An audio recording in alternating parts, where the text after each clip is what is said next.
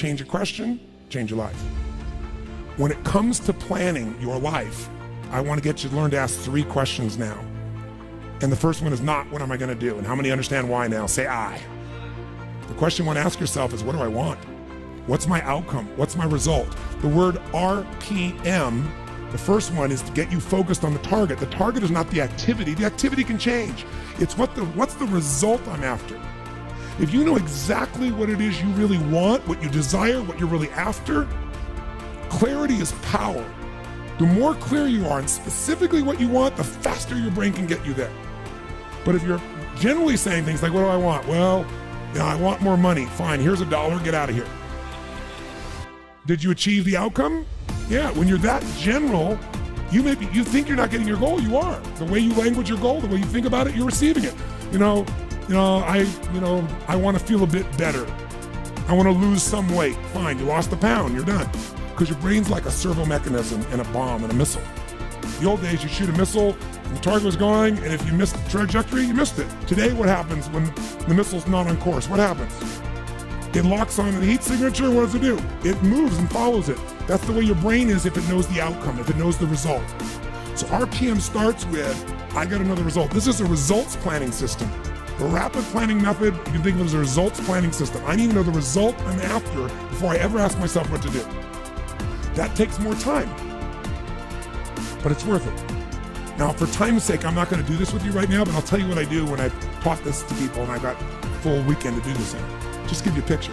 If I asked you right now to write out your name, your full name. Now, some of you abbreviate your signature, but write out your full name in cursive. Go and do that one time. Write out your full name in cursive. I can't even use the word cursive. Is that really the word people still use? It means in handwriting, I guess, in cursive. Just write it out full name, because you can do this later on. Now, if I had you get with a partner, and you can try this later if you want, I'm just going to tell you because I don't want to take the time because we have such limited time today. And I have your partner say to you with a stopwatch here, okay, ready? And I go, go. And you write it out. You tell me when you're done. It'll stop. I write down how long that was. So let's say you wrote out your signature and it took 5 seconds. And I say, ready? Write it out. Ready? Go. You tell me when you're done. Stop. And I write down 5 seconds. I have to do that 10 times. You'll find in the beginning, you'll be, let's say, 6 seconds. I'm making it up. Every signature is different. And you probably might get down to as little as 5 seconds.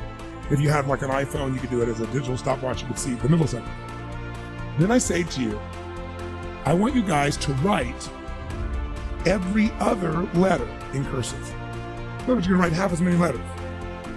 How long do you think it would take to do it? Half as much time? Most of you will take twice as much time in the beginning, and then eventually, what's interesting is, if I do it 10 times, and the last 2 or 3, and this makes no logical sense, and again, I don't want to take the time to have all of you do this 10 times, 10 times, 10 times, but you can do it on your own, I'll just tell you the result. In most cases, even though you're doing half as many letters, you cut it by 2/3 the time. There's something happens when you break an old pattern and you do it fresh. Your brain over the years has learned ways to move more rapidly since you did your original signature, and you'll do it in 1/3 the amount of time. It'll take twice as much at first, and then it'll cost you 1/3 amount of time. Now let me tell you why I'm telling you this. The system I'm calling the rapid planning method, by the time I show it to you, you're gonna go, this takes more time than just making my to-do list. It will win. When will it take more time? When? Initially. But once you get it in your nervous system, it'll take you less time because your brain will be thinking in outcomes and not activities. And when you think in terms of outcomes and not activities, pretty soon some of the activities on your list you don't even need to do to get the outcome. You find a better way to get the outcome quicker. Now, how do you do that? Yes, 3 questions. Question 1, what is my result? What is my outcome? What is it I really, truly want from this? If you're going back next week, and you say this next week, what are the most important outcomes for me to get this week in my business? And you just write those outcomes out, not your action items, the outcomes. If you do that and nothing else, you'll be ahead of the game. And if you just keep looking at those outcomes every day, how am I doing on that outcome? Your brain will come up with ways to get to that outcome. I promise you. Focus on outcomes, not on activities. Action for most people, activities, most people may mistake movement for achievement. They mistake action items and to-dos for achievement. We're after the achievement. Are you with me on this? Yes or no? It's a different way of thinking, and I think all of you inherently have it, But if you make this ritualized, just like the things you've learned this week, they're all great, but if you don't systematize them, they'll work when you do them. But if you systematize them, right? And you see like Mr. Hallman here, where he goes in and just does it, makes sure it's being done again, or what you've seen Chet do, or what I do.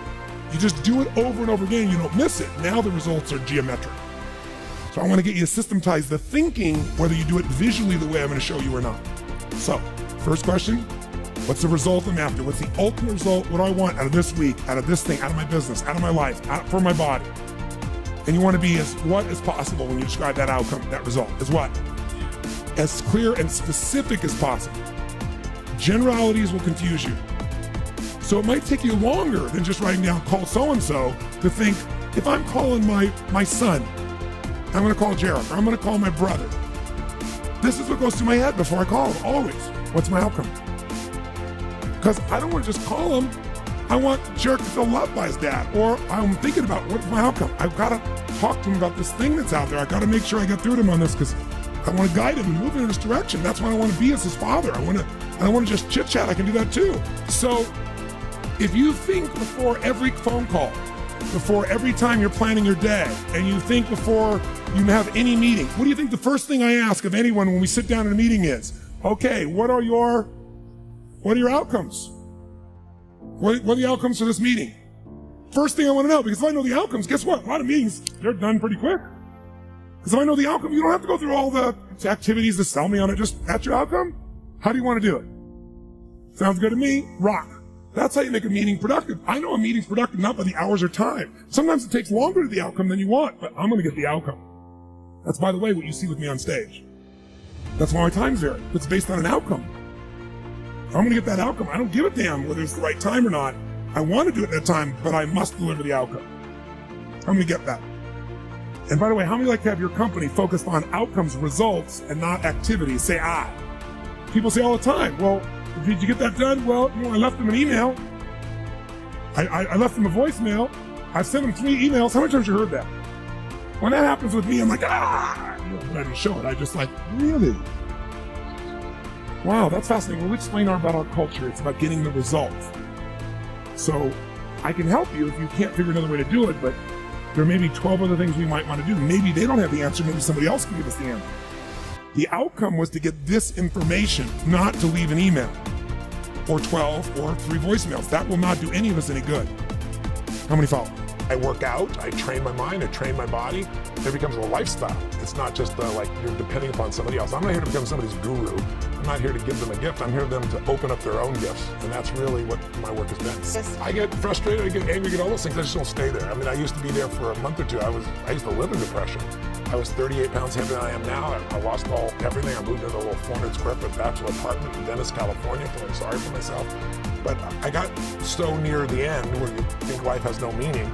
It scared the hell out of me, and I developed tools, and I've never gone back there. I mean, have I got pissed or angry? Of course. People still think, you're not happy all the time, are you? No, I'm not happy all the time. But I'm happy the vast majority of the time because I'm doing what I love, with who I love, and there's a meaning in what I do. When you have those 3 things, life is pretty magnificent. I'm much more balanced than I was, but I'm still, I'm stronger than I've been when I can lift at 55 years old than when I was 27, right? I can run faster, I feel stronger. There are limits to what you can do as you age, but thus far I haven't hit that limit yet. My event, as you know, I go on stage, I do 18 to 20 miles on the first day, and I do 26 miles. I'm on from 8 in the morning to 1 a.m. with a 1-hour break. People can vote with their feet. Oprah says to me, Tony, she's, I love you, but I can't sit anywhere for 2 hours. And then she's standing on a couch at the end on camera going, this is one of the greatest experiences of my life. Usher, same thing, goes, Tony, I can't go anywhere for a day. And 4 days later, it's like, this is incredible. People sitting still, right? It's like, remember I said emotion comes from motion? And also, a minute feels like an eternity when you don't like what you're doing. Right. When all your needs are fulfilled, time flies. So I get time to disappear for people so they can transform.